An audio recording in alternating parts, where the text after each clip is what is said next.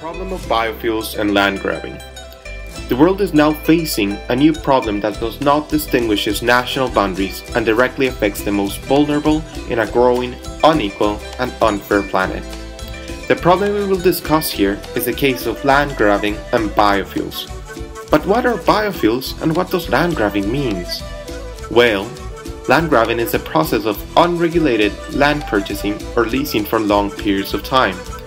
The problem originates then in the violence that exists around these land deals, their unprecedented size, the shift from food to biofuel production, and ultimately the poignant and invisibilized destruction of communities that inhabit and live off that land.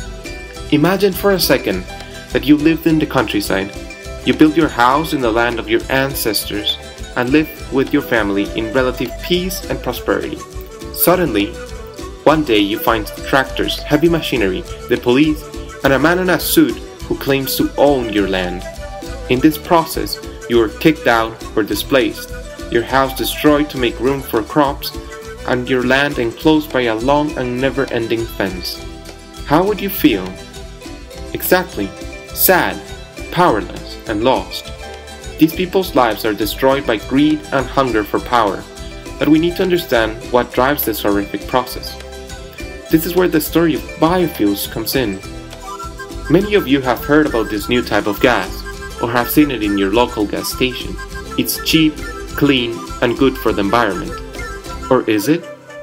While we don't have time to question its dubious environmental claim, we will explain its effect in the global poor and its relation to land grabbing. Biofuels are the byproduct of corn, sugarcane, palm oil, or any other greenery material that through an industrial chemical process is turned into gas that can power your car, the local bus, or even planes that fly in the sky. It may seem good, but there is a major contradiction in turning food into fuel in a starving planet. The connection between land grabbing and biofuels is that huge amounts of land are needed to grow the crops from which biofuels are produced.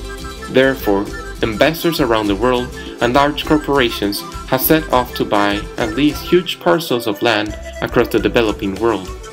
Ever since the financial crisis of 2008, investors have seen a profitable and secure investment in land and what it produces. Estimates say that by 2010 alone, 5 million hectares have been acquired by foreign firms to grow biofuel crops in 11 different countries. As the demand for biofuels in the developed world grows, it is estimated that another 500 million hectares of land will be required by 2020. This unveils the problem of unregulated biofuel market. The growing demand, guided by national legislations in the European Union, USA, and many other countries, put pressures on investors to acquire more land abroad.